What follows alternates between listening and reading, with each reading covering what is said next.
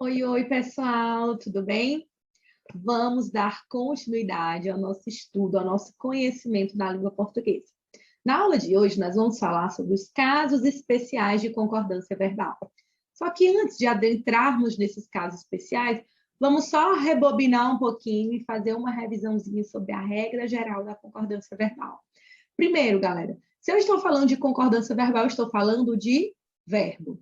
O verbo, ele flexiona em número e em pessoa, não é assim? O verbo ele pode flexionar em número e pessoa, o verbo ele pode flexionar em tempo e em modo, é uma classe gramatical variada. Então, a regra geral de concordância verbal vai dizer que o verbo concorda em número e pessoa com o substantivo, com o sujeito que ele se refere. Observem aqui, eu tenho as formigas subiam em fila pelo pilar de sustentação da casa. Eu tenho aqui o verbo subiam.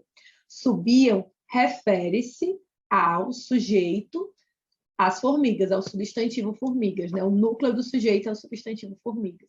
Como o meu sujeito é um sujeito que está no plural, o meu verbo tem que concordar em número e pessoa com esse sujeito. O sujeito está na terceira pessoa do plural, o verbo tem que ficar na terceira pessoa do plural. Mesmo que o sujeito ele venha pós-posto, ou seja, ele venha depois do verbo, venha após o verbo, mas ainda assim o verbo concorda com o sujeito. Eu digo, ocorrerão ainda muitas catástrofes climáticas. Colocando a oração na ordem direta, eu diria, muitas catástrofes climáticas ocorrerão ainda. Por que eu coloquei ocorrerão no futuro? O verbo aqui está no futuro, ótimo, né? Mas por que eu coloquei ocorrerão, o verbo no plural? Porque o meu núcleo do sujeito, catástrofes, está no plural, então o meu verbo tem que ficar no plural. Então, essa é a regra geral. Nós vamos conhecer agora alguns casos especiais da concordância verbal. O primeiro caso que eu trouxe para vocês foi com a expressão cerca de. Toda vez que tu tiver lá no sujeito a expressão cerca de mais o numeral, seguido de um numeral, cerca de, seguido de numeral. Toda vez que você tiver essa expressão cerca de mais numeral, o verbo vai concordar com o numeral. Eu tenho cerca de 10 alunos faltaram. Por que eu coloquei faltaram no plural? Porque são 10 alunos. Se eu tivesse colocado cerca de um aluno, ficaria faltou, porque concordaria com o numeral.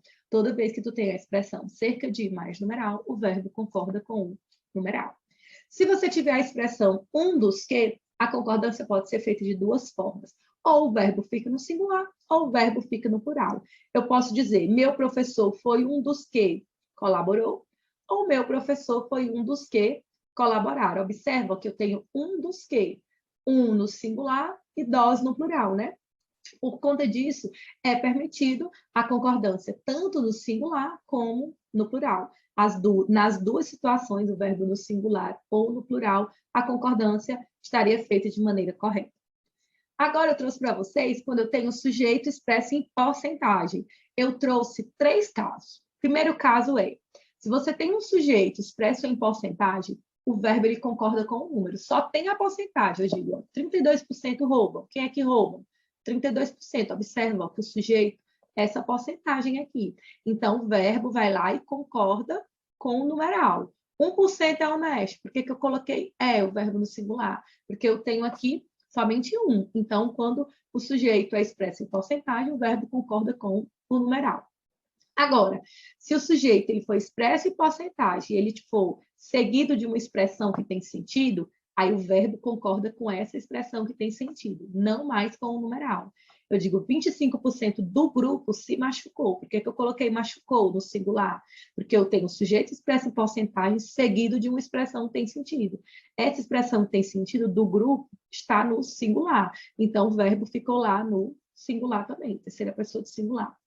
Se eu disser 25% das pessoas, eu coloquei o sujeito expresso em porcentagem, seguido de uma expressão que tem sentido. Essa expressão que tem sentido agora está no plural. Então, o verbo vai lá e concorda com a expressão que tem sentido. E se o sujeito ele for expresso em porcentagem, mas se antes dele tiver um determinante, né?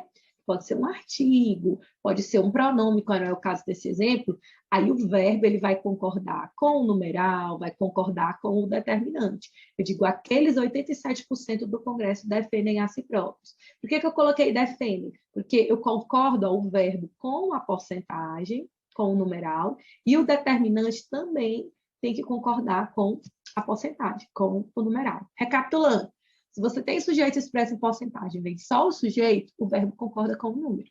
Se vier um sujeito mais uma expressão que tem sentido, o verbo concorda com a expressão que tem sentido. E se vier o sujeito expresso em porcentagem, mas vier um determinante antes dele, aí o verbo vai concordar com o numeral, o determinante tem que concordar com o numeral.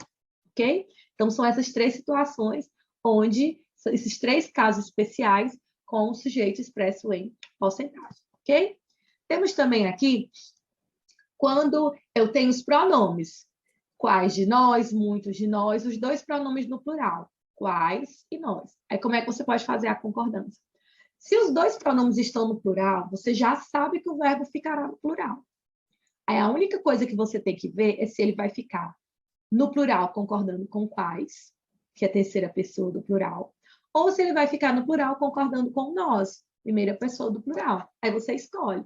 Eu posso dizer quais de nós diriam concordando com quais, ou quais de nós diríamos concordando com nós. Tanto faz. Se os dois pronomes estão no plural, o verbo automaticamente fica no plural. A única coisa que resta é você escolher se você vai concordar na terceira pessoa do plural, concordando com quais, ou na primeira pessoa do plural, concordando com nós. As duas formas de concordância são aceitas, são corretas.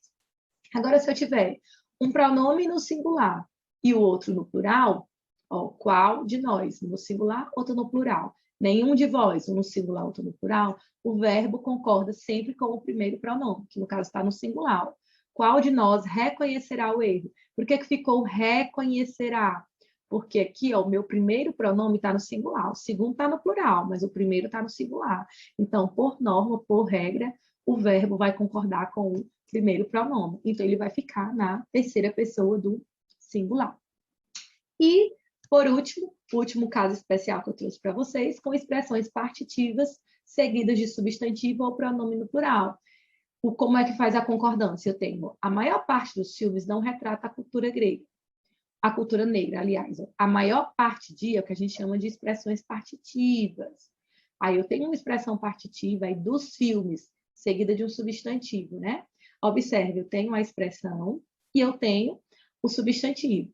Aí eu tanto posso dizer a maior parte dos filmes não retrata a cultura negra, concordando com a maior parte de, ou também eu posso dizer a maior parte dos filmes não retratam, no plural, a cultura negra, concordando com filmes. Do mesmo jeito com a minoria, também é uma expressão partitiva. A minoria dos cineastas representam o povo negro. A minoria representa, eu posso deixar no singular, a minoria dos cineastas representa, concordando com minoria, ou a minoria dos cineastas representam, concordando com cineastas, ok? Gente, essas regrinhas especiais da concordância, elas são necessárias, principalmente porque nós precisamos entender com qual palavra, né, o verbo vai concordar. E como são regrinhas especiais, são exceções.